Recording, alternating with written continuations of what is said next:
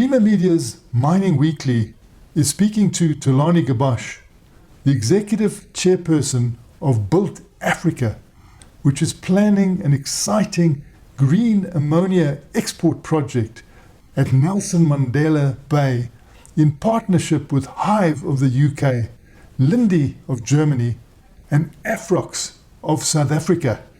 Thulani, thanks very much for speaking to us. I'd just like to kick off with asking you about the motivation behind this decision. What motivated you to start planning to produce and export green ammonia from South Africa? Thanks, Martin. Built Africa from the outset is a company that's only worked in renewable energy. We have a couple of solar plants that are in operation. And Hive Energy, similarly, most of their portfolio is in renewable energy. They're quite big internationally. And so as players in that space, we always had a concern about the intermittency of renewable energy sources. And hydrogen's always had this potential to be a zero carbon energy carrier that can also be stored and transported. So when this opportunity came, we really latched on it that we should work together to try and produce green ammonia initially for the global market. And who will buy the 780,000 tons of green ammonia that you'll be producing a year? And at what price do you intend selling it at? There is a growing market globally for green ammonia. And our approach is to find a global off-taker who can offer us a long-term agreement. In this way, it helps us with ensuring the investment, ensuring that we can attract good investors, but also it means that for the life of the plant, we can secure quite a bit of the offtake. Now, we have an in-principle agreement with one such off-taker, a global player in the space, and we have an MOU signed. But we will not be announcing that until such time that the commercial agreements are far more advanced. We're still at early stages. And when will your final investment decision be made? And how do you intend to raise the $4.6 billion required for the project? So we've just concluded the pre-feasibility stage, and we're very pleased with the outcome. We think that all of the building blocks are in place, and we are confident that we should move on to the next stage. We would expect that within 18 months, we should be in a position to make an investment decision. This, of course, will depend on how all the pieces come together. But we're very comfortable that we've got a workable project here. We are receiving support from stakeholders. Our own government is quite interested in seeing this happen. It has been identified as one of the important sectors that needs to be grown. And of course, the Coega Development Corporation is an excellent partner. They've also worked with us in ensuring that we can access the kind of facilities that we need. Similarly, Transnet has also indicated that there will be space available at the port for our activity. And is this what helped prompt your selection of the Eastern Cape for solar power and wind power and production of this green ammonia, along with the special economic zone at Coega as the export base? Absolutely. It's just a coincidence of the right kind of ingredients. So Coega Port is a deep water port, and accommodating vessels of the nature that we'll be using will be quite easy. At the same time, the Eastern Cape is known for wind, particularly in that area. So there's enough wind potential to supply power. Similarly, there's good enough solar resource to make it possible. So we've actually made sure that our project is focused on green ammonia, which would in fact command a bit of a premium over other ammonia. But also it would mean it's a bigger contributor to combating climate change if it's totally green. And this seemed coincidental, but there was a visit of the European Union and the European Investment Bank green hydrogen delegations to the Kuche SEZ, and this coincided with your announcement. Are these entities linked to your project in any way at all? Not at this stage. It really was coincidental. As I say, this project has been going on for about 24 months, and we reached, conclusion of pre-feasibility stage and felt we should make the announcement. It's a very positive announcement. It has been well received, and it gives confidence, I think. South Africa is still an investment destination. And in fact, it can attract mega projects like this. So we thought, well, we were at the right place. Let's make the announcement. Any future collaboration with the EU will be welcome. But at this stage, it really was coincidental. And how much renewable power will your project require? And how much water will that renewable energy electrolyze into green hydrogen and oxygen? So in terms of power itself, we're looking at a solar plant on site, which will provide most of the power during the day. We're looking at battery storage on site, which will be available for any bridging. And then we're looking at a wind plant off-site, which we're projecting would have some power outside of the time when the solar is on. So altogether, about 3,200 megawatts we think would be required. In terms of water, we're looking at 3.4 megaliters a day, which really is not a lot of water by these kind of standards of these projects. In the first phase, we're hoping to get water from Ceribos, who are the salt-making company. They already have a desalination plant right next door to us. So would, in a way, be taking their wastewater and using it. But that will only really suffice in the first phase. As we ramp up production, we'll be having our own desalination. That's all in the plan. And so other than the Ceribos water, where will you source those second phase and possibly third phase water required? And what will be done with the salt produced during the processing of that water, if it is seawater, for instance? It will be seawater, and we'll continue to then supply Ceribos with what will be the salt that will come off that. But there are other industrial players in the region who could also use it. So it will be a waste product in our production, but we believe usable by other players fairly close to the site. And will any use be put to the oxygen that will be released during the electrolysis process? In fact, we're working with Afrox to see if this is both commercially viable and possible.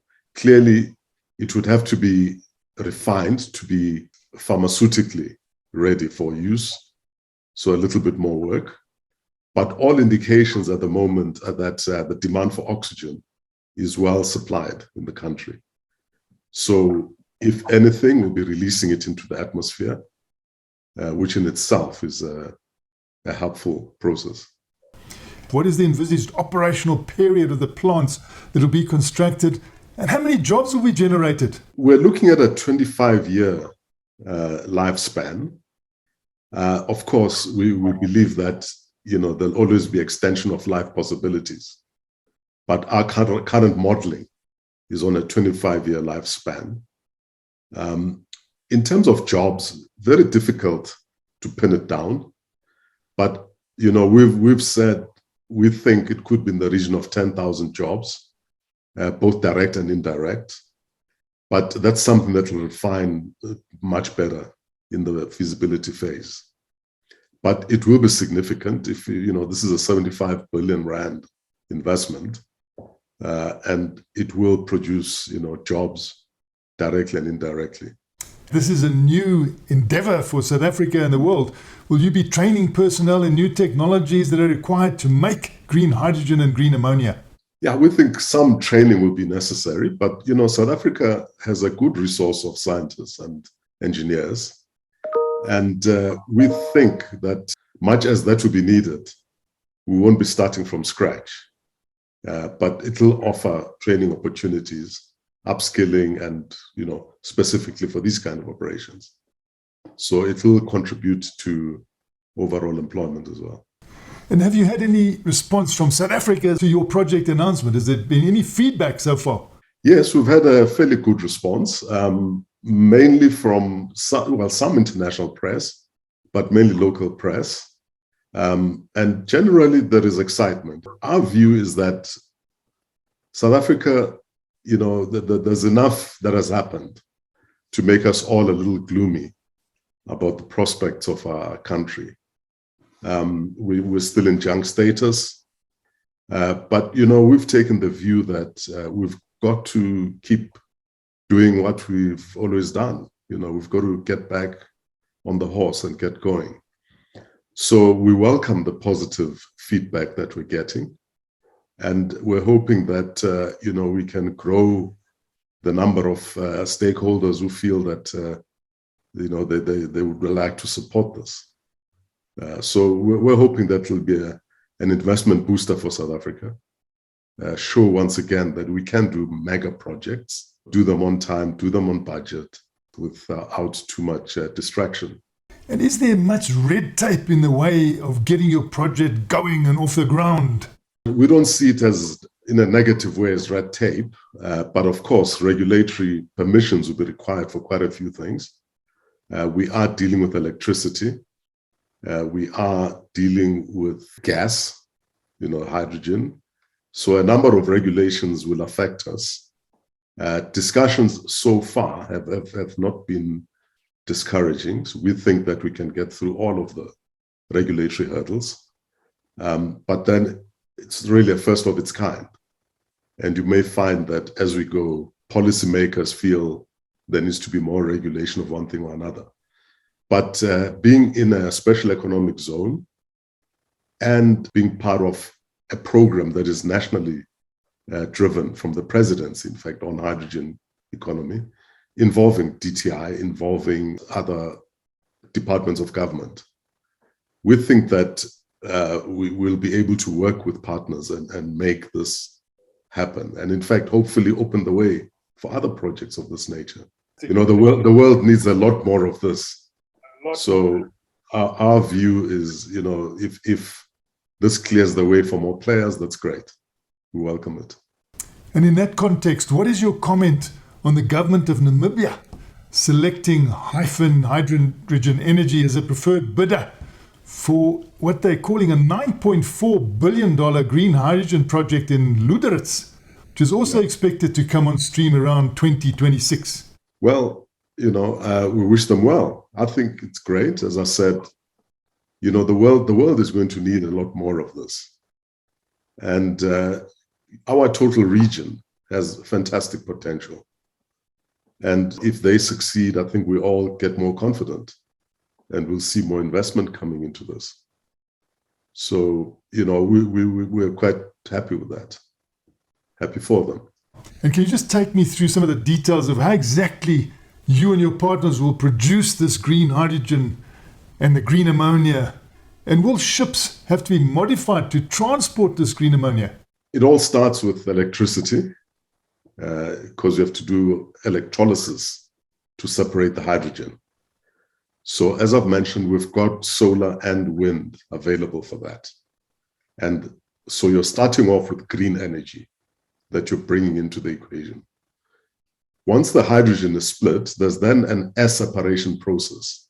So taking from the atmosphere and separating out the nitrogen. These are then combined in a Haber-Bosch process, which is technology that's well known and commercially accepted. It'll then combine the hydrogen and the nitrogen, cool it and liquefy it. And then once liquefied, it'll go into storage. And then from storage will be piped directly into vessels that will dock into the port. That makes it sound very simple, but you're dealing with something that has to be maintained at very high pressure and low temperature, and be exportable at very specific temperatures and pressure. So not much change to the ships. That there will be the similar ships that we use for gas? Yeah, we already import about 340 megaliters of this gas through Richards Bay. So we already have ships of this nature coming in and out of our area. With the modifications we're hoping for, that in fact are being worked on, is that they actually will be driven by ammonia themselves, so that even the transportation process remains fairly green. So as things stand, there are vessels ready for this kind of export. But as I say, hopefully in future, they'll also be green. Also aviation, aviation fuel. In due course, there's a great move to look at using ammonia for that. So the transport sector actually holds a lot of potential. Yeah. And global demand for green hydrogen and green ammonia seems to be building up strongly, but I don't hear that many announcements about supply. Is supply matching this demand build up? I'm just talking from a project stage, or is supply going to fall behind, which won't be good? I think where we stand now is that supply is not keeping demand, but clearly there is investment all over the world, in fact, on ammonia projects. So we're hoping that we'll see an improvement in that. An exciting aspect from where we stand as power people, Japan is doing a demonstration project at the moment where they're mixing 20% of the fuel they're using in their coal-fired generation is ammonia. So the project is just one unit at this stage, but they're going to run that demonstration project till about 2025. And again, indications are pretty good from what they're seeing at the moment. So if that were to be the case, I think you're looking at demand also coming now from the power sector, where it becomes a transition fuel, so to speak, where installed capacity will not be wasted. It can be, just by converting the burners in the boilers, introduce ammonia, and that way, keep power clean. So that's an exciting prospect as well. And what, in your view, will the world look like? I'm asking you to be a visionary now. In 2050, from a point of view of green hydrogen and green ammonia? I am convinced that it will be an important part of our energy mix globally at that stage. And that's because the potential is there on the transportation side. Mind you, it's already being used for fertilizer, so that'll continue. But the power generation aspects and car transportation, and it's really quite a big potential. And I think, it'll rank amongst the main sources of energy for a lot of activities by the year 2050. The challenge is to keep it green. And that's where I think our region really has an advantage. And if it is green, then it will contribute also immensely to, being at net zero by 2050. So I in my mind, I think it's going to be a very significant part of the arsenal we need to keep our climate change impacts at a minimum. What else do you think might be important for our readers and viewers to know about your project? Well, we'd love support, obviously, because it is a first of its kind in South Africa. So working with all stakeholders at the moment to make sure that we share as much information as we can and we elicit their support. I've said this before, but I think I'd like to emphasize it. We need to grow our economy. We need to actually put our minds now to getting all that we can to grow this economy. And I believe this could be an important part of that. Indications we're getting is that banks, corporates, investment houses are willing to invest in this. Some of the reaction we got to the announcement actually came from those quarters to say, look, we've raised money for renewable energy and were ready, were looking, and were very interested. So I think South Africa Inc. should be looking at how we get back to being an area of direct investment and showing our capability, which we've always had, of doing these big projects and doing them properly.